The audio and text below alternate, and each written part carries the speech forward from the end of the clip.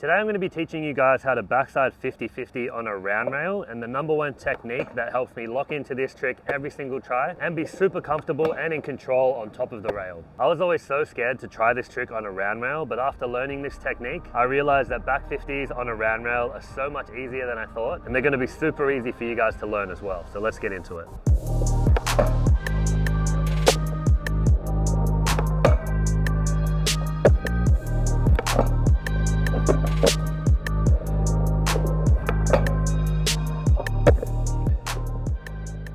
So the foot placement is going to be the same as your standard ollie position, and I like to approach the rail with the slightest angle. I do see people approaching this trick completely parallel with the rail, but I like to come at the slightest angle so my momentum leads me to the lock-in point. I don't have to jump backwards onto the rail. Now the technique that's going to completely unlock this trick for you and make it super comfortable to stand on top of is aiming to lock in the heel side wheel of your back truck and the toe side wheel of your front truck. This is called a cross lock and is going to create an even base for you to stand on, since your trucks are pinching at opposing angles, creating a deeper and more stable lock-in and creating a platform for your weight to be dispersed evenly, since your board is flat the entire time. Once you reach the end of the rail, you want to lift up just as normal, but keeping a little bit more pressure on your heel since it's going to be pinched really hard. If you don't keep the weight down on your heel, your board's likely to flip over. So lifting up is normal, but just a little bit more pressure on the heel so it doesn't flip. If you're only just learning this trick for the first time, you can work on just trying to lock in at the end of the rail at a more moderate speed, but eventually you want to work up to going a lot faster and hopping on early so you can get used to standing up and holding this grind. This isn't going to be a trick for complete beginners. It's going to be more for people that can already board side and feeble and do some of the basic rail tricks. So if you can't already do a few basics on a flat bar, then maybe come back to this later. But for you guys already trying to learn how to back 50 on a round rail, using this technique is going to make it so much more comfortable to lock in and hold. If you already know how to feeble grind on a round rail, this trick is going to become a lot easier since it's super similar the way you're pinching the heel side wheel, but instead of having your toe side wheel on the outside of the rail, your truck is on top and the toe side wheel is pinching on the inside. So it's very similar to a feeble, but your front truck is just a lot straighter and on top of the rail. And if anything, it's easier to hold because you're standing on it more evenly. With a feeble, most of the weight has to be on your back foot since you're only on one truck. I was really good at feebles before I learned how to back 50, so that translated a lot, learning how to pinch on the back heel side wheel of your back truck. But if you can't already feeble on a round rail, don't let that stop you from learning back 50s, because you're definitely going to be able to learn this trick without knowing how to feeble first. If you do want me to go over how to backside feeble, let me know in the comments below and I can make a separate video. But like I said, you can definitely learn how to back 50 before you've learned how to feeble. I'll do some more back 50s on the rails here so you can see the lock-in from different angles and get a better idea of how it looks and how you can apply this technique yourself.